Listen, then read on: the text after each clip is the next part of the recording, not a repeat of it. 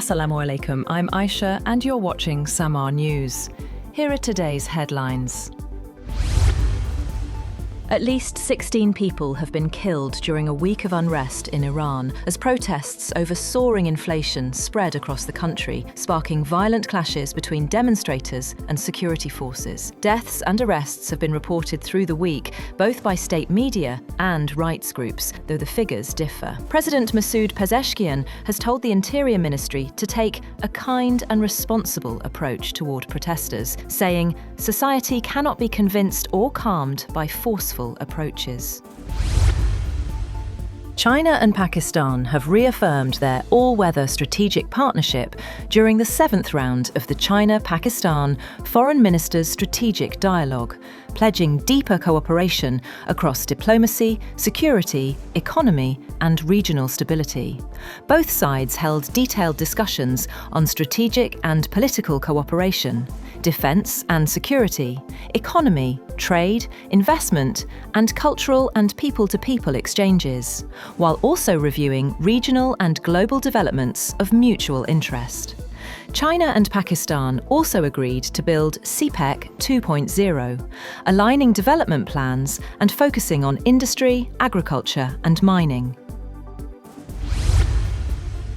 US President Donald Trump says the United States may launch a second military strike on Venezuela following the capture of President Nicolas Maduro, if remaining members of the administration do not cooperate with his efforts to get the country fixed.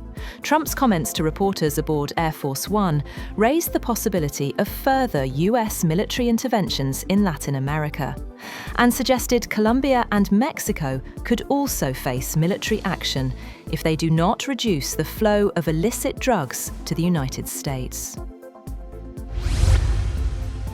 Chinese Foreign Minister Wang Yi has said that Beijing cannot accept any country acting as the world's judge after the United States captured Venezuela's president, Nicolas Maduro.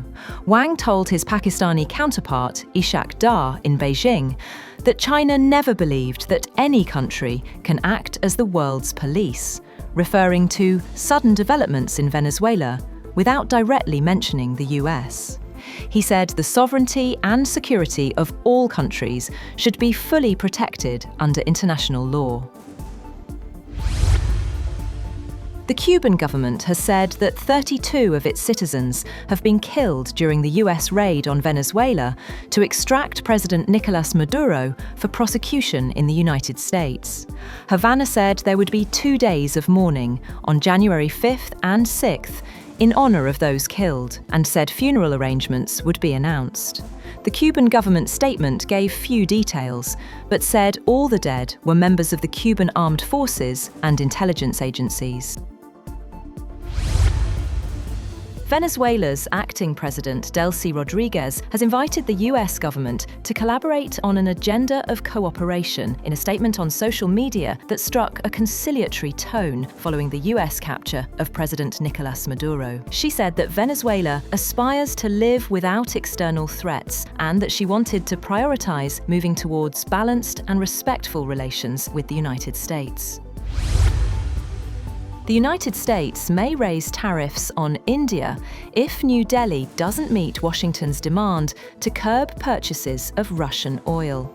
Donald Trump told reporters aboard Air Force One to a question on India's Russian oil purchases that they do trade and the US can raise tariffs on them very quickly.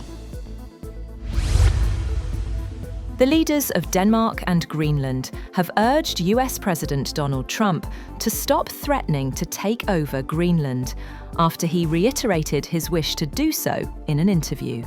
Danish Prime Minister Mette Frederiksen said in a statement that it makes absolutely no sense to talk about the US needing to take over Greenland.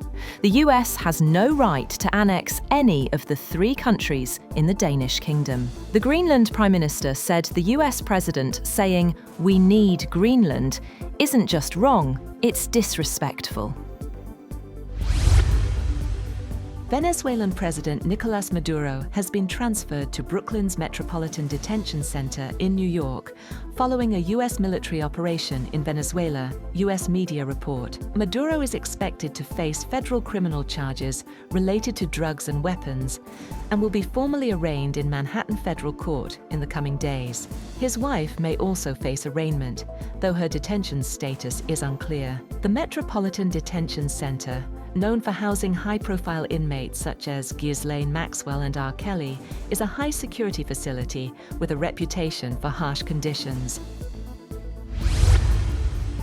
At least 40 people, including civilians and military personnel, were killed in recent U.S. strikes on Venezuela, the New York Times reports. The strikes followed a U.S. military operation that captured President Nicolas Maduro. One airstrike hit a 3-story residential building in Catialamar, near Caracas's main airport, destroying homes and displacing families. Among the dead was 80-year-old Rosa Gonzalez and members of her family. Survivors described widespread loss and despair. The operation, involving air, land, and sea forces, escalates tensions between Washington and Caracas. That's all for now. For more updates, visit www.samaa.tv. Thank you for watching Samaa News.